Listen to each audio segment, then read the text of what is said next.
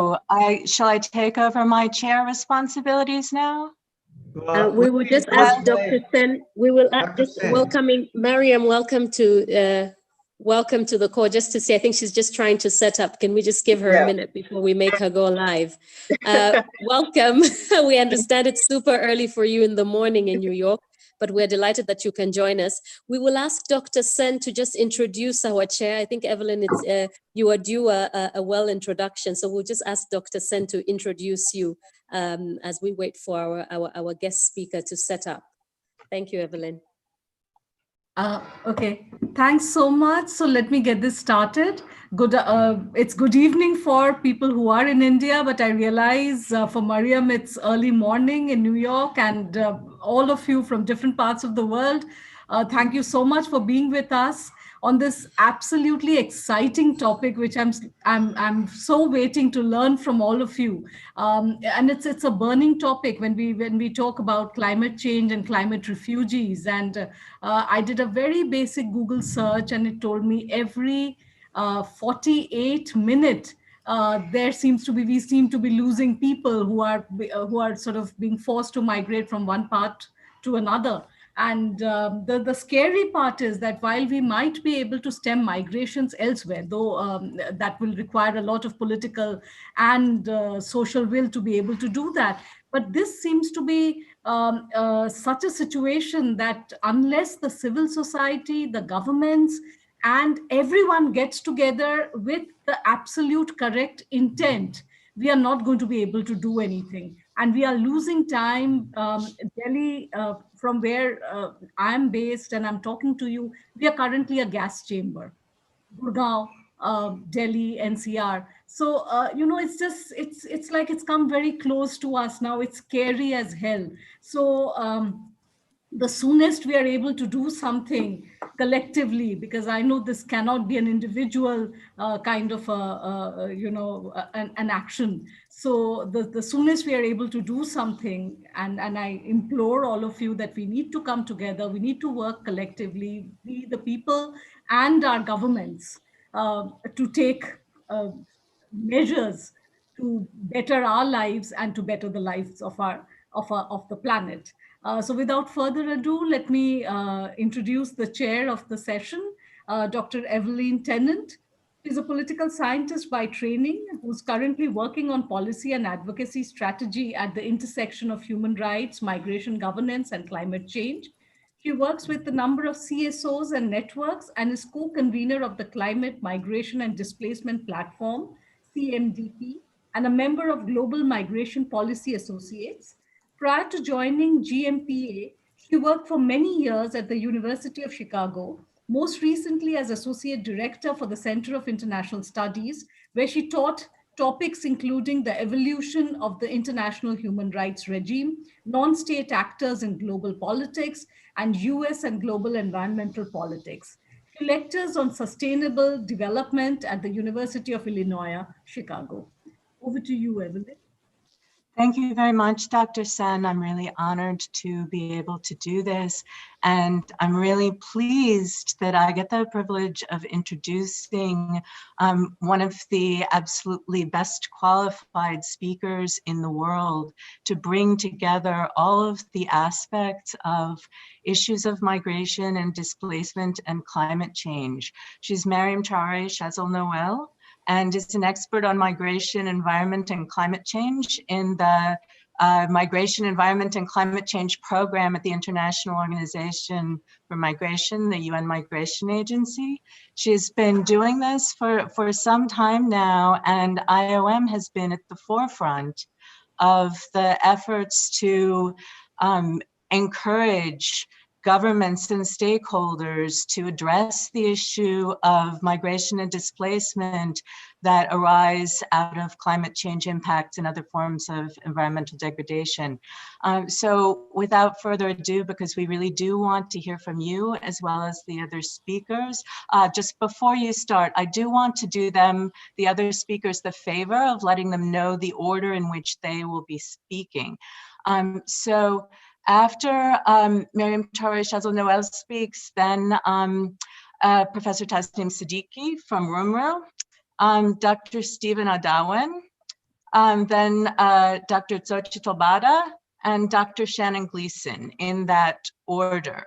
I believe you all have some prepared comments, but I will also perhaps throw some questions at you coming out of the keynote and your respective areas of expertise. So now, without further ado, Mariam Tare Chazal Noel, please, let's hear from you. Thank you, Evelyn. Thanks a lot, everyone. So my name is Mariam. Indeed, you pronounce my surname very well. It's Traoré Chazal Noel.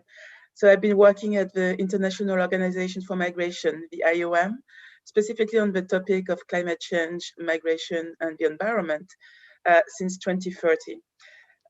So in that time, I think we have seen quite a number of interesting changes, both in the policy framework, in the ways we talk about climate change and migration, and in the operational ways in which we try to respond to these questions. So maybe just a quick word to explain to you all how we at IOM understand climate change and migration, or environmental migration.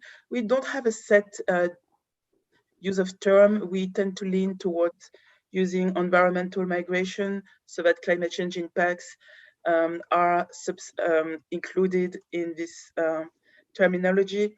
We also sometimes use migration in the context of climate change.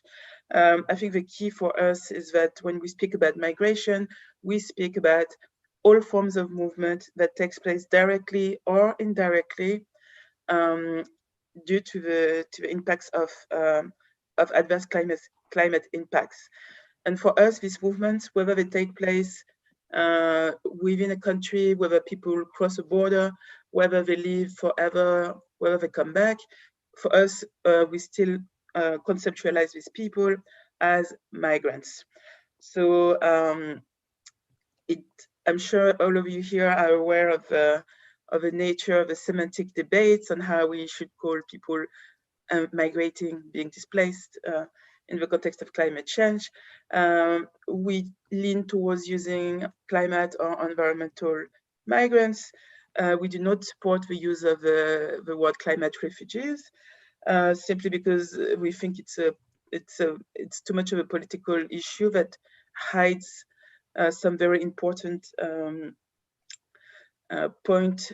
If you focus too much on what is controversial, then you're also losing the opportunity to speak about things that where people are in agreement and where they are ready to take where there is political will to address. So having said that, so environmental climate migration, what's striking me now that I'm looking back at about 1 decade of thinking and working on the topic now, is first of all the growing nature of a growing awareness on these issues. When I first started, I was not at all very well informed on what was the linkage between climate and migration. Where does it take place? How does it happen? So obviously I learned and I learned and I learned, and I can see that obviously I'm not the only one who learned. Many, over the years now, I meet people who are climate policymakers, who are migration policymakers, and they have this topic at the forefront of their mind. Before, it would have been extremely hard to have a conversation on migration with a climate scientist or climate policymakers. They would have been thinking that this is not necessarily their areas of expertise, or, I think most people agreed that there was a link, but there wasn't that much interest in understanding this link. And then, thanks to, many different factors, including the mobilization of civil society, including some vulnerable countries to climate impacts, to have really made this political effort to rally, inform, share knowledge, also included thanks to efforts like what my organization or many others have done to produce evidence, to put it out there for policymakers to access and look at, we really have seen a growing understanding and acceptance that this is a topic that is on our political agenda right now and not in 20, 30, or 40 years. It was not an easy road to recognition, but I think now we're at a place where the vast majority of states who are discussing in multilateral forum, including under the United Nations, do agree that we need to do something to support both states and people who are affected by climate impacts on migration.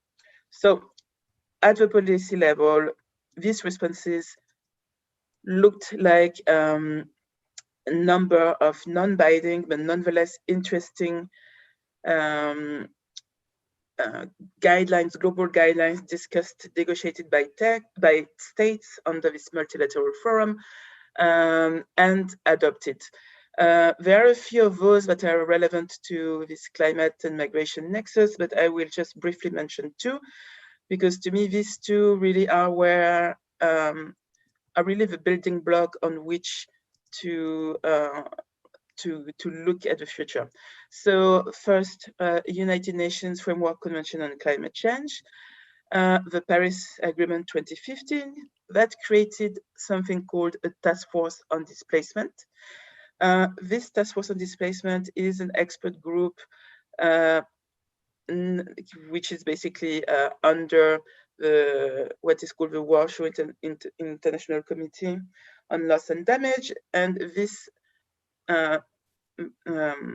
task force on displacement basically brings together a mixture of states, for instance, small islands, states, experts like my own organization, but also the UN Refugee Agency or the UN Development Agency, some youth representative, and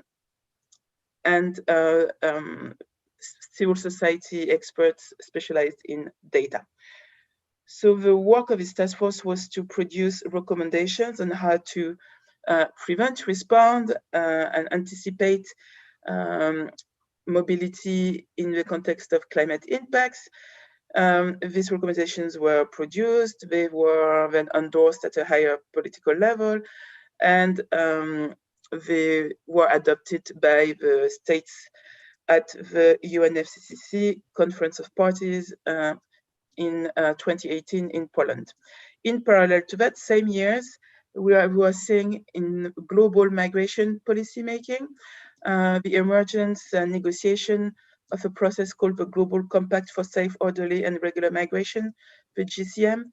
Here again, we are talking about a non-binding agreement, but which was important because it was the first time that the vast majority of states in this world agreed to sit at the negotiating table to discuss policy implications linked to international migration. Not so surprisingly, the question of climate change and environmental degradation and natural disasters featured quite prominently right from the beginning in these negotiations, simply because you have such a high number of states, whether those are the islands in the Caribbean and the Pacific, whether we are talking about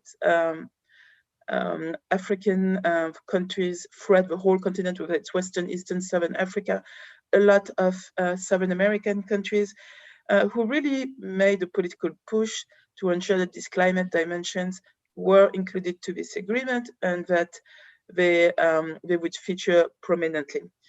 So in the end, this compact was designed, it was written, it was adopted in a conference in 2018, and now we're in the implementation phase. There's a whole, there's a trust fund, there's a whole institutional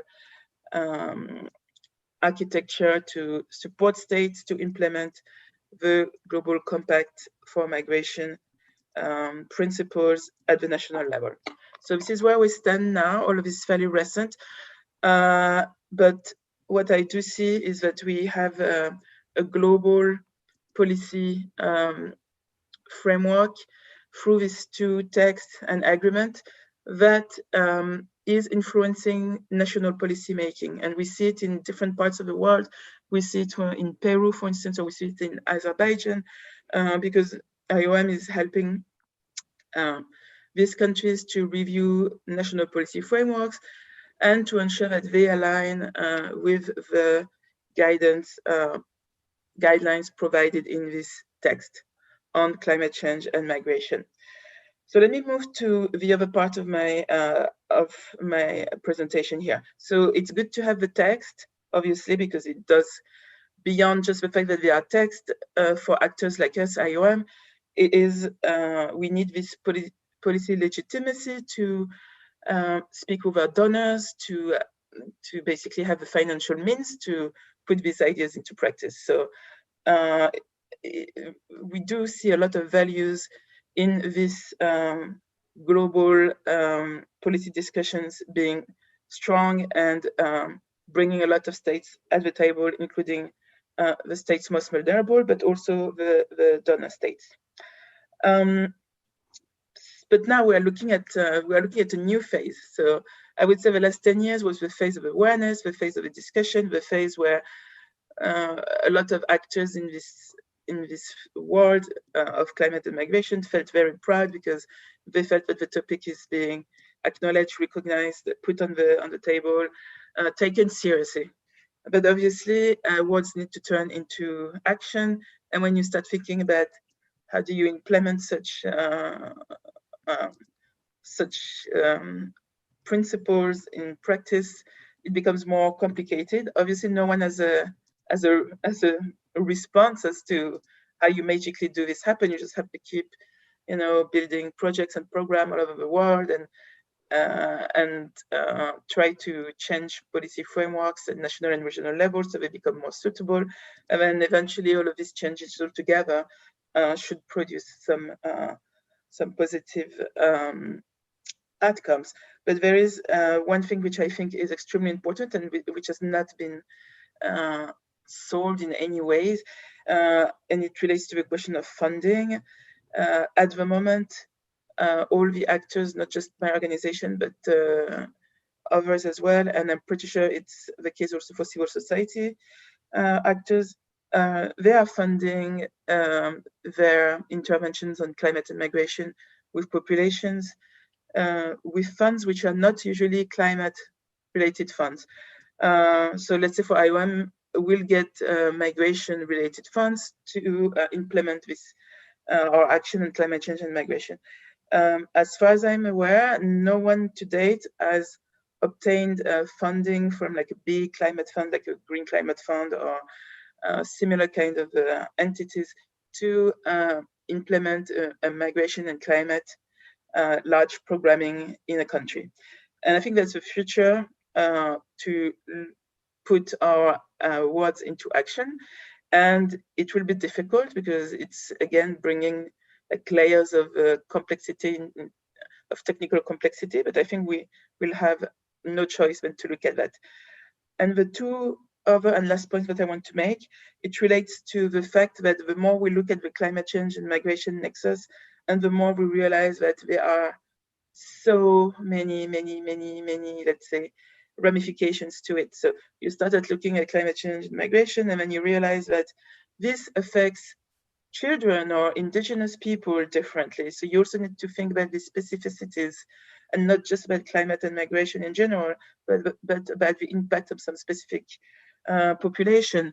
You start realizing that climate change and migration is not just about helping people flee like a disaster, but it's also very much linked to like large number of people who migrate for so-called economic reasons.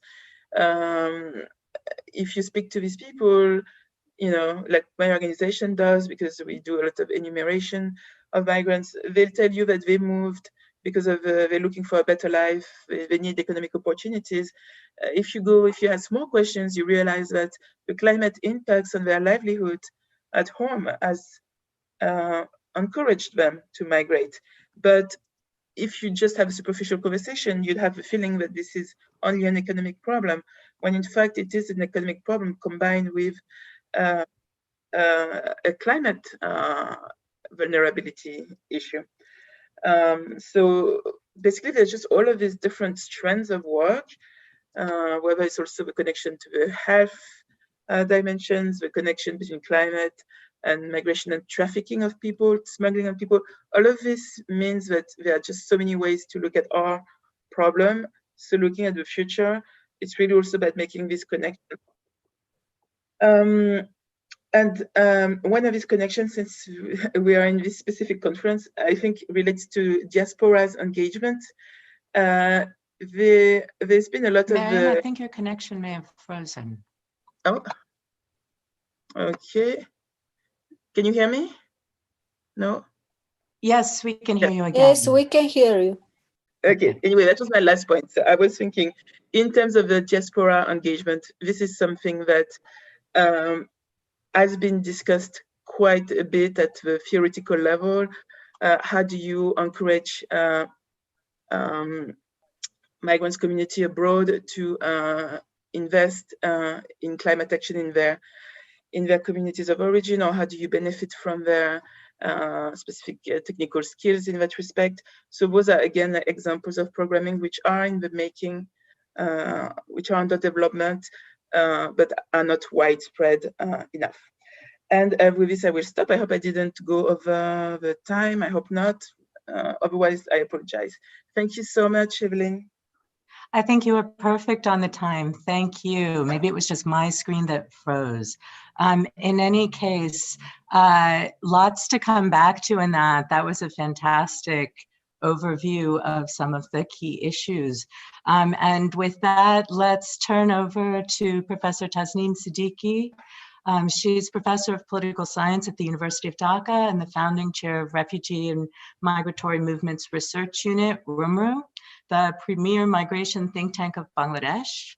Her works on climate change adaptation and migration, drivers and impact of internal and international male and female labor migration, migration governance, diaspora, remittances, safe and sustainable cities inclusive to migrants have been published in the Journals of Population and Environment, Development Policy Review, Urban Studies, various other outlets. I know she also publishes great op-eds in the news media. I read them online from Chicago and deeply appreciate her engagement publicly in key migration issues. Let me see, where else to go in this long biography? She led the drafting of the National Strategy on the Management of Disaster and Climate-Induced Internal Displacement in Bangladesh, which I think is perhaps the most highly relevant thing to add. And I will turn it over to her to speak to us now, hoping to get some regional as well as national and global perspectives. Tasneem. Thank you. Yes, just a minute. I think this one will make it big, huh? Yes. Okay, is that all right? Can you hear me? Yes, perfect. Okay then.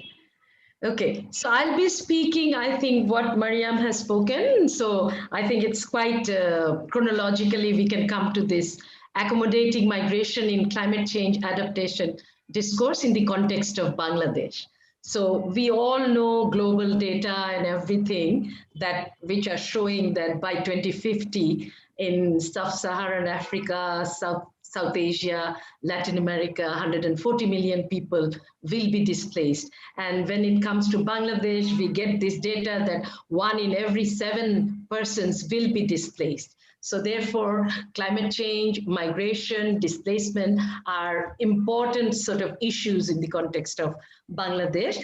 Today, I'll be just sharing from my sort of recent researches, one on climate change related migration that is with Sussex University, then DECMA, it's a 5-year sort of project that we did with Southampton, and then RUMRU Exeter research on safe and sustainable cities. I'll just take you through, like these are all, except a few, my research assistants. They took the picture when they went for field work and how local level adaptation and their own way, like flash flood, like this particular area, just, we did household listing, and within 15 days when we went for survey, it's no longer there. They're already displaced. So I'll just touch 3 issues very quickly. One is, nature and extent of climate change disaster related migration and displacement in Bangladesh, and who are the most vulnerable groups, and then how migration is used as one of the adaptation tools in the context of Bangladesh. So we have heard that earlier climate change migration used to be seen as sole independent variable, driving households to migrate. But now we know migration is multi-causal. Therefore, it is not that only sole kind of thing that migration will takes place only due to climate change. And then the other debate is whether migration is one of the many adaptation tools, or migration, in fact, occurs due to failure of adaptation. So these are the debates in the context of Bangladesh. I'll just take you through quickly. And it is very much now well recognized that climate change does not displace people directly. It exacerbates various forms of vulnerability, which contributes to displacement and migration. So, and again, socioeconomic inequality makes marginalized groups more vulnerable to different climate events. In the Bangladeshi context, if you see, I'll just go through a data of government data that shows, you see 12% in 14 districts, climate hotspot districts, 12% permanently. We're not actually seeing your slides. Oh, not? I'm so sorry. So what? Madam, there is a screen share option. Otherwise, shall we share from our side? Yes, please share from your side. Sorry about this. So I'll just, what do I do? Now you can fast forward where Madam has reached. But then in my case, I'm seeing something else in my screen. Okay. Now, please, Madam, look at this and you can speak. Just a minute. How to look at that? How to get out of this one? Yes. Enter. Sorry. No, you just speak. You look at this. Okay. So I just, you can later look at the PowerPoint. So in the Bangladeshi context, 12% permanently displaced in the districts where climate hotspot districts, and then 46% experienced temporary displacement, and 29% swung between temporary and permanent displacement. And then 13% never experienced displacement. So another research, actually, this is on a population census, 2001 and 2011, based on the population census, like the districts where there are minus population or less population growth. Based on that, the climate hotspot, the calculation of Ramru and SCMR, Sussex University research, found that 16 to 26 million people would migrate from places of origin due to flood, storm surges, riverbank erosion, and sea level rise. Now, there is this DECMA research, I wouldn't go. I'll just come into who migrates and what are the vulnerabilities that make some people to move and some other can cope. Vulnerability differs on the basis of economic status, we all know. Homestead land loss, agricultural land loss experienced by rich farmers, they don't have to migrate. They can just go into a next place and have their household.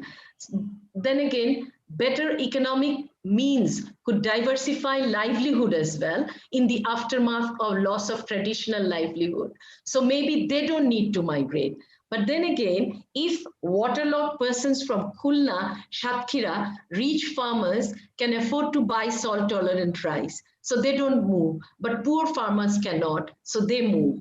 So these are all surveys, big survey findings, based on which I'm making these statements. And then gender difference, if you think, very much migration decisions, even in the context of climate change, are gendered, very much gendered. Like female migrant would highlight loss of homestead as major thing due to climatic events, whereas men would say loss of arable land as the major problem. Then again, women would say access to relief as a major problem, potable water carrying is a problem. Men identified that access to loan as a major challenge in the context of climate change, after climate change, various events of disaster and climate change.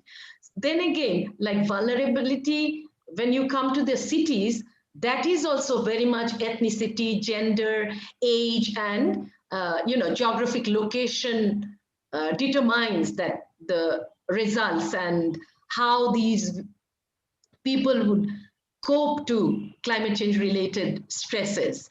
Now, in new types of environment, low access to urban services, precarious work condition, these are very much common for male and female both. Inadequate housing and poor condition, these are there. But then top priority in the urban locations whom we interviewed, if you say, for women, lack of privacy while bathing, long queues for using toilet, sexual harassment, lack of childcare facilities are the urban problems. But then again, men, precarious work condition, lack of tenured job, fluctuating income identified. Then you go to children, getting wet while commuting to school, waterlogging, absence of playground, power cut during study time, identified as the problems in the urban areas where they are located. Now, sorry, you can't see all these nice pictures from the field. Anyway, so I'll just go to my next sort of slide, where I tried to locate the findings on how voluntary labor migrants used migration as adaptation tool for their left behind family members. And the finding is, along with benefiting from local level intervention, those families who used livelihood migration adapted better. So migration of household members provided better income and financial situation to migrant compared to non-migrant households. And there is all this data which shows that, migrant and non-migrant households who incorporated migration of a few members of families, how they did better. Now, in conclusion, I would just like to draw a few issues. One is that those who are getting displaced due to climate change are not, or due to disaster, are not homogeneous group. Socioeconomic and environmental risks vary according to gender, ethnicity, geographic location, type of employment, etc. Voice of all groups needs to be incorporated when we are designing policies. Current practice of concentration of climate adaptation programs only in local levels has to be expanded and accommodate those who are migrating into cities. Again, current trend of mega city development has to be replaced by decentralization of growth center and creating connectivity. The policies like NAPA, BCCSAP has to incorporate migration. Instead of looking at it as a threat, they should accommodate it wherever it is necessary as an adaptation tool. And that the national strategy of displacement that has been created in Bangladesh, I think this is something new, very much a right-based approach, and it talks about all three stages: prevention, protection during displacement, and also durable solution based on Sendai framework. This is a framework that I think all other countries can now, in the South Asian context, none of the countries have prepared. So this is a document that of Bangladesh that is a good example that others can follow. So thank you, and sorry that I couldn't show the PowerPoint. I did something wrong here. Thank you. Thank you very much, Dr. Tasneem Siddiqui. It was great, and we did in the end get to see the PowerPoint, which I think was worth watching and will also be useful to sort of capture all of the nuances that you brought in. I'm very glad that you brought in the Sendai framework and hope that we can come back to disaster risk reduction in a second round with all of the speakers. But moving along, since we're a little bit short on time, our next speaker will be Dr. Stephen Adawan. I don't know whether I'm pronouncing your name correctly, and apologize if I'm not. I see you on my screen, but I don't see your camera on yet. Dr. Stephen Adawan is a researcher and international consultant with more than 13 years of experience, actively involved in international research and consulting for international organizations, including UNCCD, GIZ, IOM, among others, providing critical insights, sustainable solutions, and interventions on issues of development with a specific focus on Africa, and recently also the Caribbean. He was involved in contributing to building migration scenarios from West Africa to the EU with Kate Hamburger Kolleg, Center for Global Cooperation Research in Duisburg, Germany. His many years of work have bordered on issues of climate and environmental change and human mobility, migration, remittances and development, international migration governance, EU-China-Africa relations, agriculture, and rural development. He's also an assistant professor of population development at the Population Research Center, University of Groningen in the Netherlands. Professor Adawan, very happy to hear from you. I'll turn the floor over to you now for about 8 to 10 minutes. Okay. Thank you very much. And I'm happy to be part of this discussion.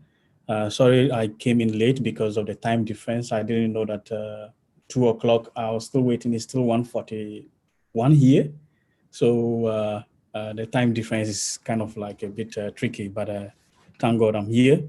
My focus, I will also talk about the issues of environmental change, issues of climate change and migration, but I will tend to focus much on the West African Sahelian region, which I happen to also come from there because I originally come from Ghana, and where I'm from, I'm more close to the semi-arid areas of northern Ghana specifically.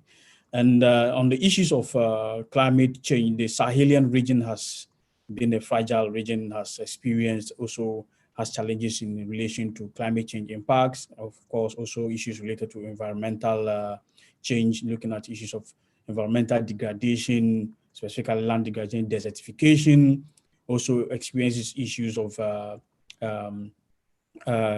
rainfall variability, is a highly and periods or recurrent periods of drought. And so in some of my research, for example, I conducted my own research within the context of WASCAL. WASCAL is a large-scale climate change project for the West African region. That's the West African Science Service Center for Climate Change and Adapted Land Use. And what is evident and what has been consistent with other studies is that the West African Sahelian region has actually experienced issues of the desiccation in terms of gradual, should I say, arid conditions, high rainfall variability, and recurrent periods of drought. And this has in a way also affected livelihoods in terms of the fact that the majority, or should I say more than half of the population and even national economies have their livelihoods and economies highly dependent on rainfall dependent livelihoods. And you can imagine that people not being able to predict the onset of rainfall, shortages in the distribution, and much more kind of like departures or rainfall anomalies have kind of like disoriented or displaced people in terms of their livelihoods, and of course, recurring periods of floods. So it's kind of like an irony in the terms of the fact that for the much part of the area, it's a semi-arid area, it's experiencing drought, but there are also projections that the West African region is actually graduating to a more wetter region, in the sense that there tends to be much more rainfall now in terms of the magnitude of rainfall, or should I say the amount. But the issue here has to do with the distribution and the people being able to predict the onset of the rainfall, to be able to kind of like align their cropping calendar. And in terms of migration itself is part of the social organization of the people. And within the regional context, there are already existing migration frameworks in terms of the ECOWAS protocol, which allows people to move freely within the region. And considering the fact that there are also socio-ecological, political and factors and all that come into play to influence movement, it is actually tricky, or should I say it's actually difficult to single out in how far climate change factors or environmental factors are influencing movement. But that is not to say that climate change or environmental change is not influencing movement. And a clear case has to do with the movement of, for example, pastoralists. Pastoralists are people mostly into raising cattle, and also their mode of living, or the way they live, is to always transhumance, always on the move, looking for water points, looking for pasture for their cattle and whatnot. And what has become the trend nowadays is that these people are not even moving from the much arid areas down to the forest and coastal areas. And this is also creating friction. In the face of population growth and increasing competition in the use of natural resources, population increase is also affecting availability of land. And these people are moving to these areas. So there's some kind of like conflict going on in the use of scarce natural resources, in the sense that farmers are tending to attack pastoralists, in the sense that, or even killing cattle, in the sense that cattle are destroying farmlands, and of course competition for water point. And that has been the case in for example, the movement of pastoralists in the northern part of Nigeria, for example, to the southwest areas where we have cattle destroying crops. And that has also been the case with Fulani herdsmen, or should I Fulani pastoralists, also moving from the northern part of, for example, you can talk about Mali or even Burkina Faso, down to the middle part of Ghana and the forest areas of Ghana. So these are the kind of complex interrelations that we are looking at. And of course, the issue of drought, where drought tends to bring about issues of food insecurity, causing issues of, should I say, famines, and people have to move en masse. So in terms of the West African region, it is a complex interplay of all these social factors, economic factors, and of course, political factors. You can factor in the issue of political instability, in the fact that most of these states are fragile in terms of they have political instability, the activities of, should I say, Islamic groups operating in the area, and of course, you have economic migrants who are now also moving from the relatively poorer countries to where to the much more economically or relatively economically better off countries, like, for example, farmers moving from Burkina Faso to work in the cocoa plantations in Ivory Coast, or people moving from Niger to work as farm hands or in the cocoa plantations, or even the mining industries in Ghana, or even Ghanaians also moving as traders or businessmen to Nigeria, and Nigerians doing likewise. So these kind of movements are not only following historical patterns of movement, but of course, also looking in how far these countries provide opportunities. So therein lies the problem of actually singling out in how far environmental factors or climate change factors are influencing movement.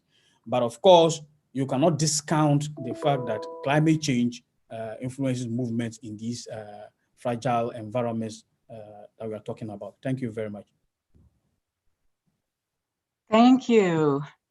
You were perfectly on time and beautifully organized presentation.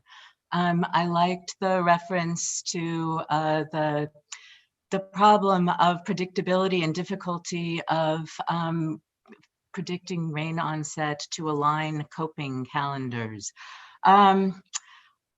Your presentation raised something that I think I will bring up, ask all of the speakers for a lightning second round, although the remaining speakers could also sort of fit it in if it is relevant to your first round.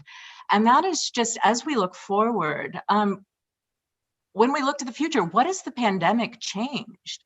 How has it provided additional challenges or additional opportunities? Some of the kinds of movement, both historical and new forms of movement that Dr. Adawan was just talking about, may have been made more difficult by the pandemic and the mobility restrictions, but maybe there are opportunities in the conceptualization of how we need to build back better. I'm just sort of throwing that out for everybody for a second round, but now getting into the first round, next speaker will be Dr. Xochitl Bada, an associate professor in Latin American and Latino Studies program at the University of Illinois at Chicago. Her articles have appeared in Forced Migration Review, Population, Space and Place, Latino Studies, and Labor Studies Journal. She's the article of Mexican Hometown Associations in Chicagoacan, From Local to Transnational Civic Engagement, as well as a number of other publications. Her areas of specialization include migrant access to political and social rights, migrant organizing strategies, violence and displacement, and transnational labor advocacy and mobilization in Mexico and the United States. I'm very pleased to welcome a fellow Chicagoan as the next speaker. Dr. Xochitl Bada, please go ahead for 8 to 10 minutes. Thank you.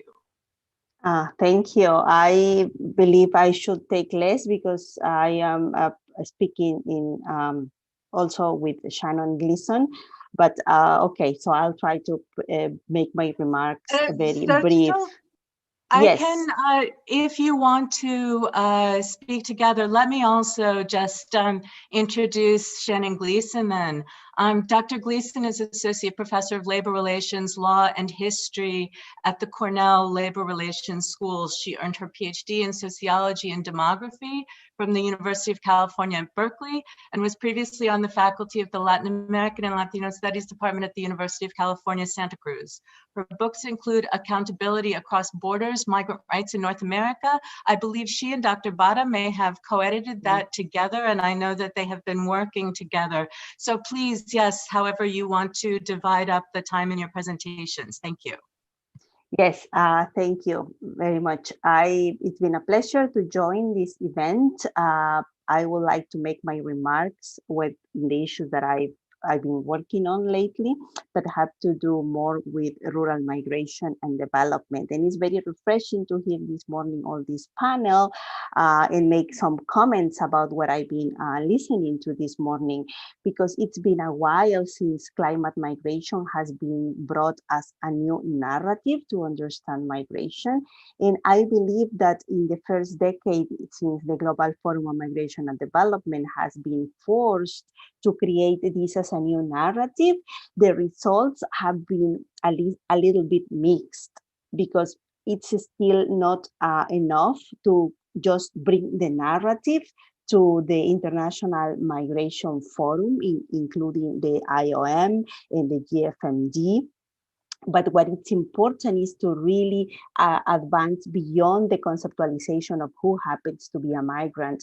In the first presentation, we were listening that it's not very desirable to call them refugees, those who are the ones who are trying to cross borders as a result of climate migration, but that they should be called environmental migrants. And I think this is a persistent problem, because it's an artificial creation of boundaries about who happens to be a migrant. And it has a lot to do with the rights of states of determining who belongs and who doesn't belong. So it's very important that we advance beyond this artificial creation of boundaries of who happens to be a migrant and who doesn't, because at the end of the day, it brings us back to the problems that the international community has faced to bring development, migration, and rights agendas together. Because climate migration is like a subgroup of issues that are very much connected to the original migration and development nexus.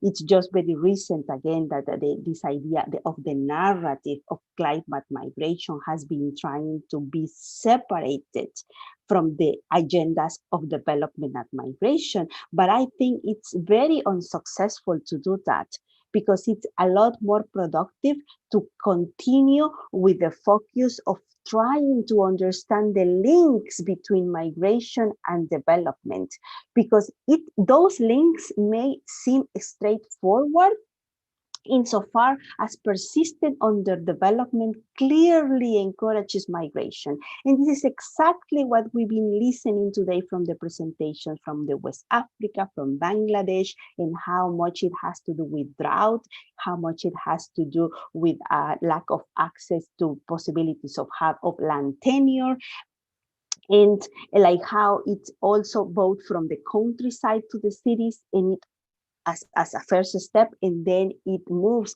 across national borders. Yet it's been proving very challenging to construct appropriate analytical frameworks for understanding this relationship. So now, like we find, like climate migration is the latest iteration by international organizations that are very much interested in linking issues of development with issues of displacement. But one reason that there is this persistent disconnect in bringing those agendas together, whether it is like migration and development or climate migration and development, is because the study of migration and the study of rural development have evolved on parallel tracks that rarely intersect. So today we've been listening a lot of issues that have to do with the persistent rural development and how much those scholars who are working on migration have yet to catch up in making those topics together. Because decisions about rural livelihoods or whether to engage in collective action to claim rights, because it all has to do with rights of communities about crossing borders, whether they are internal borders in their own countries or whether they are international borders, these collective actions to claim rights are rarely studied alongside decision-making about whether to move to cities or to other countries. And for migration studies, these tend to be addressing decisions about whether or how to migrate without addressing the prospects for sustainable rural livelihoods or collective action to fight for alternatives for migration. Indeed, like we should consider how rarely rural development journals, for example, include studies of migration, and how rarely migration studies journals include studies of rural development. So what we have as a result is two very different sets of analytical frameworks that each study their own dimensions, their own silos. So but these are these same rural families who in practice are continuously addressing the pros and cons of exit, so being displaced, leaving their communities behind, versus exercising voice, which will mean like rooting them home, like exercising the right not to migrate. So these are the same people, the same rural livelihoods that on the one hand, certain groups of scholars are very interested in including these conversations within the realm of development studies, and others who will want to bring them to the realm of migration studies. But it will be a lot more productive conversation if we were always to study all those circumstances, not as in silos, but as in discussions in which we are always very interested in having these two agendas intersect. The agendas of those who are studying access of rural development and the problems of peasants in the rural countryside, which is like across the world, whether if it's Latin America or it's Africa, but East Asia, they are problems that are very similar of people who is being displaced.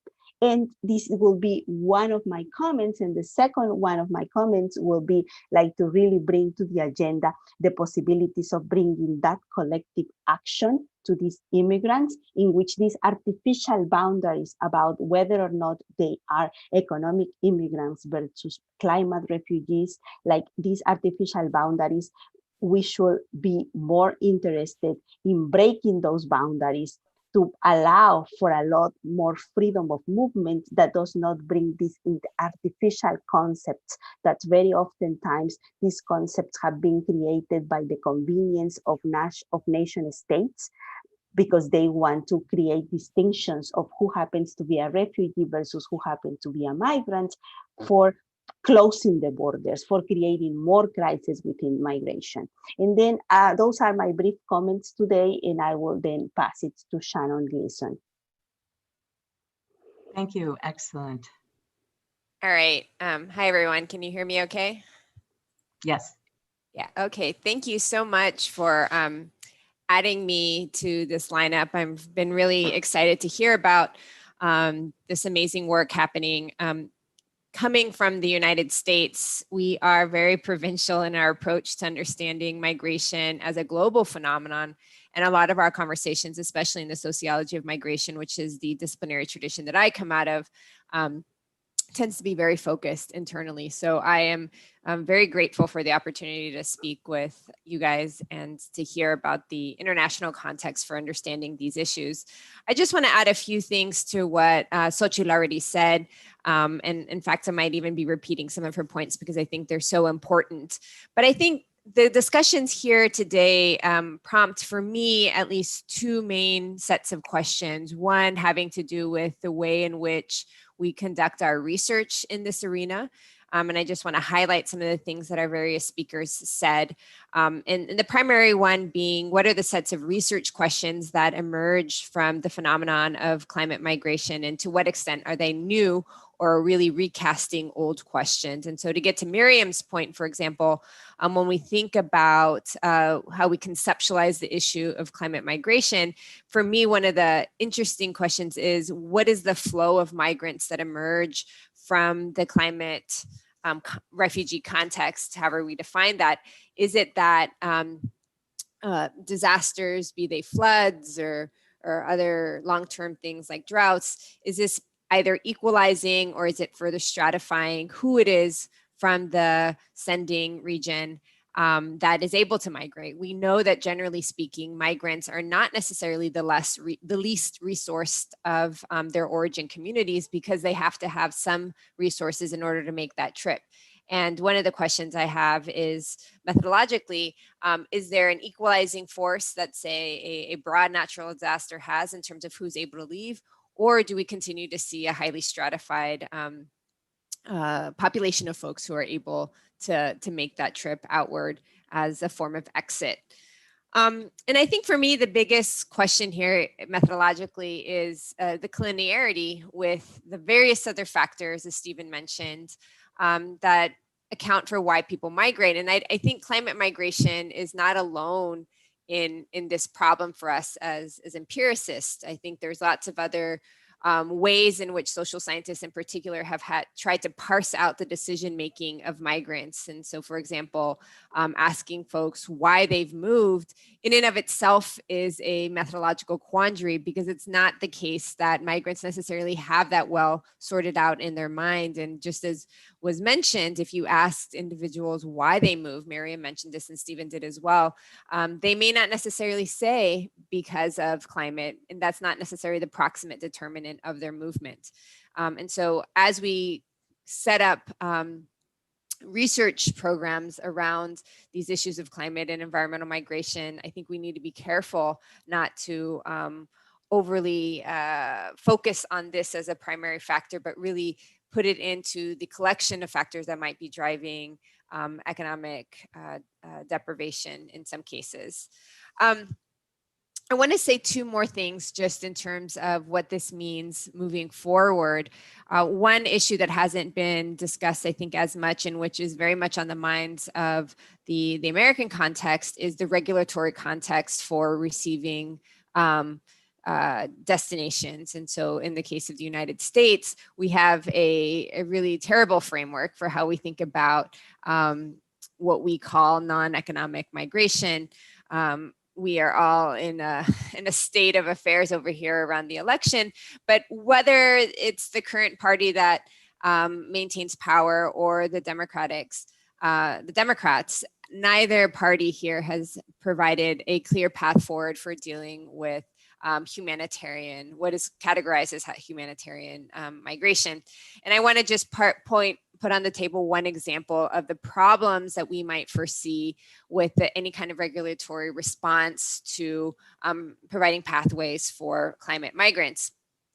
And so, as we know, the United States has a very increasingly narrow framework for both asylum and refugees. And climate migrations don't fit well into either the UN framework or the Refugee Act here. How we think about asylum and refugees is very much focused on individual levels of persecution related to some broader social group. And with environmental and other forms of crisis migration, this is, as I mentioned before, a broad equalizing effect, and is really hard to fit into these particular classes that the existing regulatory framework provides for. And so one of the ways that we've dealt with this are these very temporary frameworks for responding. And two examples here include, for example, the temporary protected status category, which has benefited groups such as Hondurans after Hurricane Mitch and Haitians after the earthquake in 2010.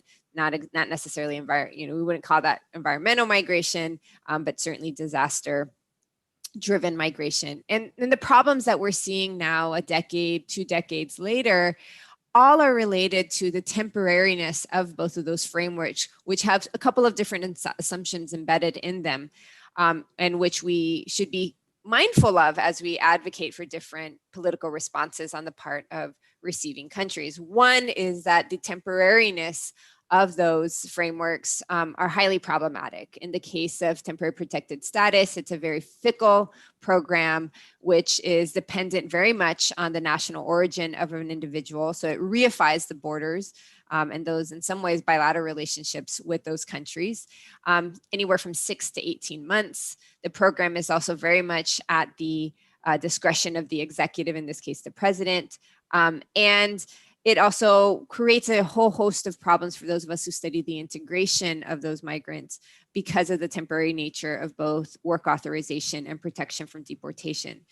The other problem is that there's an obsessive focus on return. And I think that's probably the case in many of these frameworks. In other words, the whole framework of temporary protected status here in the United States assumes that these individuals will return to their country of destination, and that somehow things will return to whatever the new normal is.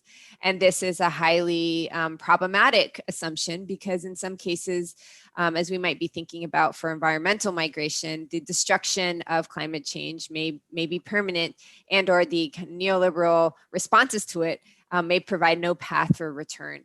And so I think that as we're thinking through this, it's absolutely important for us to not reify that the outmigration that occurs should necessarily require a return on the part of whatever legal remedy receiving context.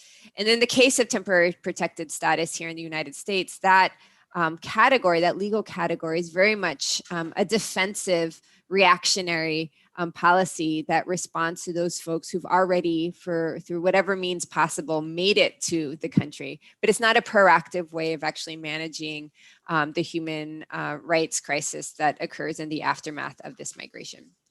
I want to just end by just pointing to one issue that Xochitl also mentioned, which I think is important not only for policymakers, but also for civil society.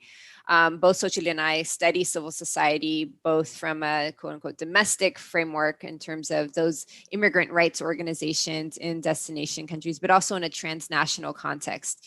And here I think that the issue of climate migration becomes a very complicated issue, both because the responses of civil society groups in receiving contexts like the United States may not necessarily always have the same interests as those who are working in a cross-border framework or primarily in the quote unquote sending or origin destinations. And so in the case of immigrant rights groups here, so much of the focus tends to be on the rights of individuals once they've arrived in the country. But by doing that, you tend to overlook, as she mentioned, the issues related to the right to stay home. And it's really the role of these transnational groups, which oftentimes are very disconnected from the civil society groups, the immigrant rights groups in receiving countries, at least here in the United States or in the North American context, to highlight what are the sending factors that might be precluding a just return to origin communities. And I think that ultimately this reification of those boundaries between economic migrants and in this case, humanitarian or climate or environmental migrants becomes highly problematic and creates what we will call here a deservingness narrative that is counterproductive to the broader immigrant rights movement and tends to obfuscate or at least delegitimize the idea of the right to stay home. And from a policy prescription standpoint, completely removes the responsibilities of powers like the United States from ensuring that their own policies aren't furthering the outmigration of these communities that are fleeing either the environmental destruction in the short term or the long-term economic consequences of it. So I'll leave it there and hope for a great conversation with everyone. And thank you again for the opportunity to be a part of this conversation. Thank you, Shannon Gleason and Xochitl Tabatael also. We don't have very much time, just about 20 minutes for discussion, but I think I do want to go around really quickly to the panelists again. I've noted that both in an academic sense and in a policy sense, there have been calls to sort of either bring down or work across silos. I think that that's incredibly important. In fact, I organize a platform that is dedicated to doing that for civil society advocacy purposes. So I'm going to go first to Miriam Traoré Chazal-Noel and ask how you think we might be able to break down the silos, build a little bit more coherence in the work that's being done through the UN Framework Convention on Climate Change, the Warsaw International Mechanism on Loss and Damage on the one hand, and including the Task Force on Displacement on the one hand, and the Global Compact for Migration on the other, recognizing that some of the agencies involved are working maybe coherently with one another, and in both of these, but it's a bit difficult for civil society. We tend to be overlapping, but not very well. There's an underdeveloped discussion on human mobility in some of the UNFCCC civil society constituencies. And then on the migration side, which is where I've been for longer, we don't necessarily know how to engage, including those funding mechanisms that you mentioned is so important.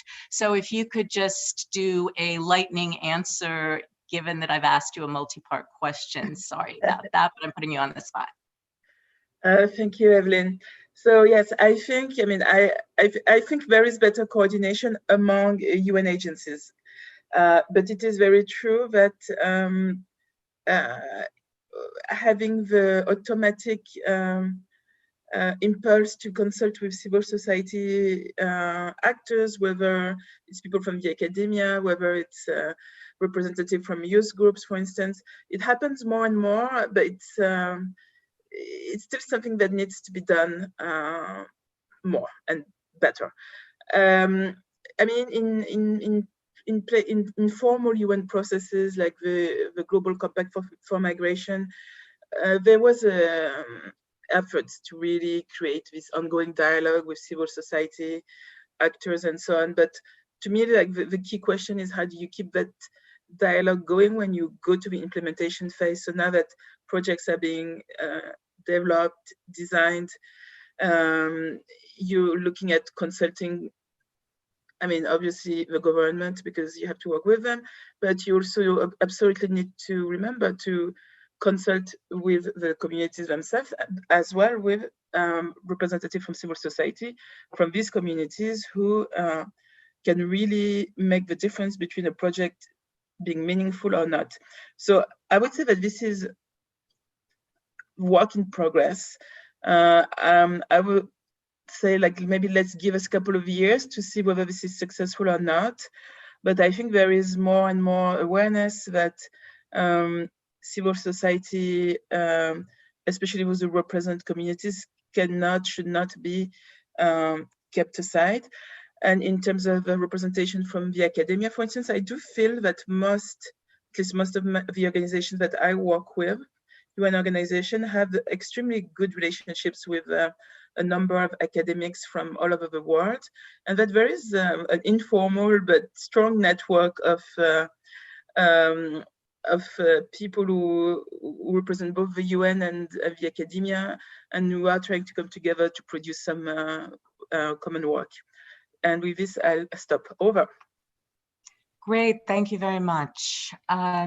Next, let me ask you, Dr. Tasneem Siddiqui, if you want to either reflect on some of the other speakers' comments that you've heard, or perhaps say a little bit about the importance of disaster risk reduction or implementation of the Sendai framework, but really just a minute or two so that we have a little time for discussion. Thank you.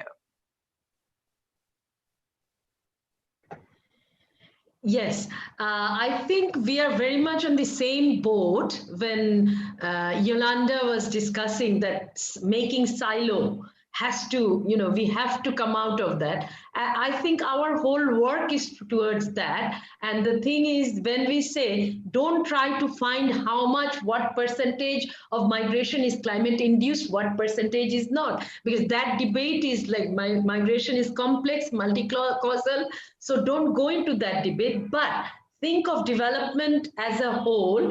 And then, like, if you create connectivity, don't always think about the push factors, think about the pull factors in the urban areas that is pulling migrants from rural areas. And then you develop connectivity, decentralize, take growth close to local areas, then automatically the sustainable development goal will enhance the situation of climate induced or otherwise population in rural areas. In Bangladesh, 22% own land, rest 77% doesn't. So when you are thinking of rural development, then other activities and other things has to be thought of. Doesn't matter if they are climate induced or they were induced by other events, economic and other things. So I think we are very much on the same boat. It's just maybe we have talked in a different way. And I think one question I wanted to answer, that is, someone asked, like, why some call migration as a failure to adaptation and others call migration as an adaptation tool. I think this is very interesting, because when you think all the development policies, if you look into urbanization policy, you look into National Adaptation Action Plan, everywhere migration is seen as a threat, that they come to urban areas from rural areas and they are going to, thieving or drug problem, these, that, they equate with migration. So from a rights perspective, you think that, they are coming to urban areas because urban areas need people to do certain jobs. And if development was all over the country, then people would have gone to other areas. So these are the things, I think, failure of adaptation discourse, and why this whole issue of migration as an adaptation tool came into, because that migration, when you send remittances back home, maybe the whole family is not coming to urban areas, but you are helping them to adapt locally.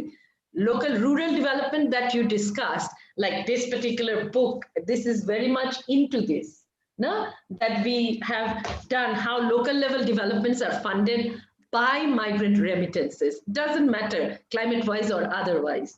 So I think that's there. And Sendai framework, another thing, I'll just say one word, the national strategy we have prepared, you please look into that. And this is very much a right-based, human rights-based approach.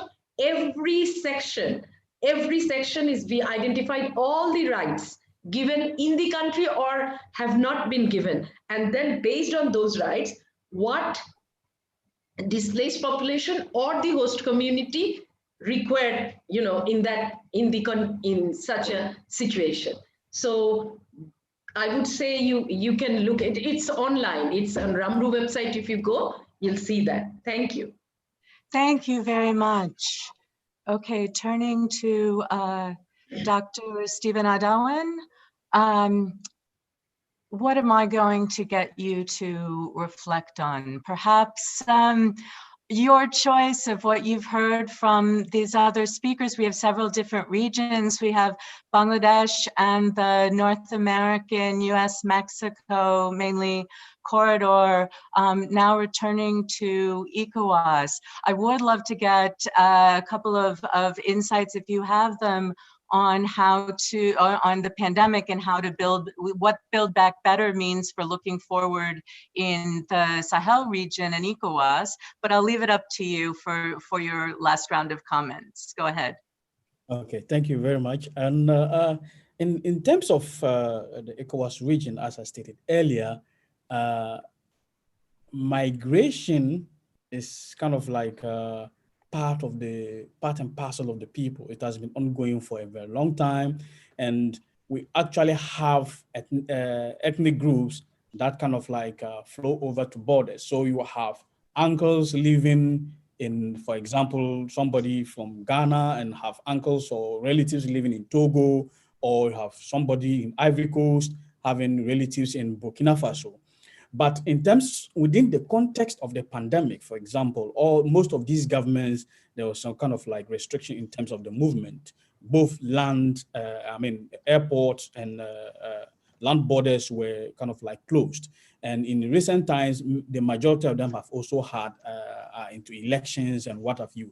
So this has in a way kind of like affected movement. And for those who are actually into commuting, those who are into businesses, into trade, moving from especially these border towns, it has affected the economic situations in these border towns, and for people who are actually, involved in businesses that are across other West African countries. But in terms of what I will also like to highlight, and also if you look at the work that has been done by Mariam and her colleague, Alex Flavel, they wrote a report on the IOMs, for example, their outlook on environmental change. And one of the issues or the strategic aims is to kind of like assist governments or authorities and enhance their capacities to be able to address the complex issues of migration, and of course to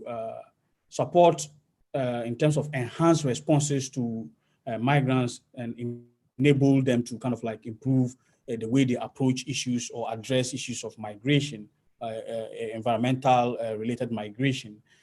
One critical issue that remains, even though in as much as there's the call for mainstreaming issues of human mobility or environmental migration in development planning, in disaster risk reduction approaches or strategies, the issue remains related to issues of data. In how far is there available or credible data? Because You need reliable, credible data to be able to inform policy in as much as you are working towards. And that is an issue that I'm particularly happy about, in the sense that if you look at the context of IOM, they are already engaging most of these governments and with some kind of like projects. And why am I saying so? Because I'm aware there's currently something ongoing in the Caribbean region, for example, where they're looking to see data assessment in how far these countries have available credible data to be able to inform policy in the way they address climate-related migration or climate-related displacement in the region. So these are some of the issues that are coming up, and I think it is good in that way that in as much as we are looking at in how far we can promote effective governance in terms of migration, of course, we have to look for information, data that will inform and then shape the way in which we will strategize in addressing these issues. So these are the issues that I can also contribute to the discussion. Great, thank you very much. We could have talked a lot more about data than we did. Maybe there's another session or a future webinar to address that. But going back to Xochitl Bada and Dr. Gleason, Shannon Gleason, there's also another really important issue you raised, first or partly in connection with academic silos, but then also with respect to categorizing or putting people in particular categories rather than protecting everyone, labeling people and determining who is and is not eligible for what kinds of protection or even allowed to cross a border. I don't know, I think we're all hoping for an opportunity for US re-engagement with the rest of the world on some of these issues and maybe some improvements in policy, but the US isn't the only place that we've actually seen a real narrowing of access to asylum during the pandemic and even before the pandemic. So I think the question that your presentations, as well as the others, really provoked was, how can we ensure the protection of the human rights of everyone? How can we see that people who want to stay where they are going to be able to do so, and if an extreme weather event causes them to be displaced, that it's temporary?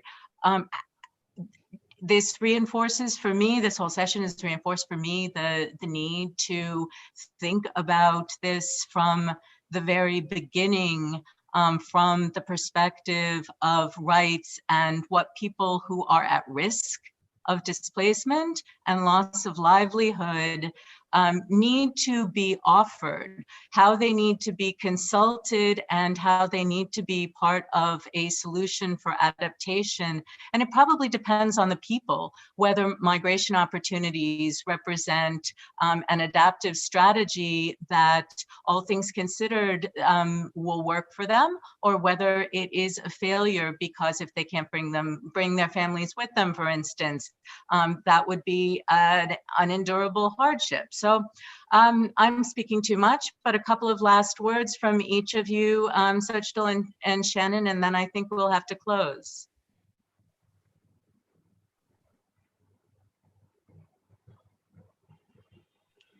Xochitl, I think your mic is off. Yeah, sure. I was unmuted. Well, the only last thing I want to say, it will focus on Mexico so that Shannon can do the last remarks on the US. I think like the most important thing now that at the opportunity of the pandemic and what the future holds for the migration crisis is to remember of the right of not to migrate. I think this is a framework that has never taken hold in the international discussions on the GFMD or the People Global Alliance on Migration and Human Rights. has been, this has been discussed, of course, but it has never taken a centerpiece narrative. And Mexico has now had a very good opportunity for now 2 decades to push onto that agenda about adopting the right not to migrate as a discourse.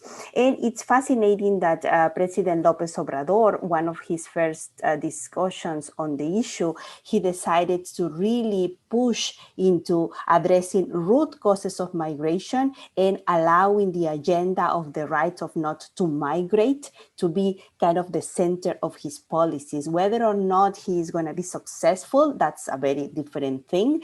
But at least one of his first discourses after taking the presidency, and I have it here, and this is the last thing I want to share with you. He said, and I quote, President López Obrador, "We want Mexicans to be able to work and be happy where they were born, where their family is, where their customs and culture are. We want migration to be a choice and not an obligation." This is a tall order, but that's what he said after taking the responsibility of how he was going to solve this migration crisis along the Mexico-US border. That's a great aspiration. Shannon, over to you. I know we're right down to the wire, so I'll actually just respond to your broader question about how COVID affects all of this. And just to add to the question of how COVID is shaping not only ideas about humanitarian migration, but also the further criminalization and pathologizing of migrants. And we see this right now on the southern border and kind of the revival of migrants as a public health threat. And so I think that the question, I've always said, of migration is oftentimes a foil for whatever internal issues receiving context or receiving society is dealing with. And in the case of migration, both in terms of climate migration, but also in terms of public health crises such as COVID, I think the onus is on us to not see the issues that these communities are facing as distinct, be it the climate crisis or in this case, the public health crisis of COVID, but also a shared challenge together. And so that's also a very tall order, especially from the perspective of a very protectionist and border obsessed world that we live in. But I think that integrating, again, from the social movement perspective, the immigrant rights movement to broader questions about either environmental justice or access to healthcare, rather than seeing it as a separate issue. In other words, the rights of migrants not being separate, but really integrated into these broader social justice, and in our case, especially racial justice movements, is really important. So I'll leave that there. Thank you again, everyone. That's actually a fantastic place to end. The human rights of everyone, regardless whether they are people aspiring to stay in their own communities or people who have been displaced and need various kinds of protection and assistance for durable solutions in the UNHCR words, but sustainable futures, and the protection and inclusion of migrants, not just during public health crises, but access to healthcare and access to services at all times. This is a tall agenda, but something that we need to be working for everyone. And since they came through many times that climate change is not, or is rarely, the only factor that causes people to have to move, we need to be protecting everybody again, and not just worrying about apportioning out what is climate change, but looking at it from a holistic perspective. So I'm going to end on the holistic note and turn it over to GRFDT, the hosts, and hope that we can continue this conversation again, or develop this conversation again, and maybe talk more about the challenges and opportunities going forward. Thank you to the speakers. You were all fantastic. This was a pleasure. Thank you. Thank you for your moderation. Maggie, you can take over, I think. Thank you. Please unmute. Okay, bye. Maggie, please unmute.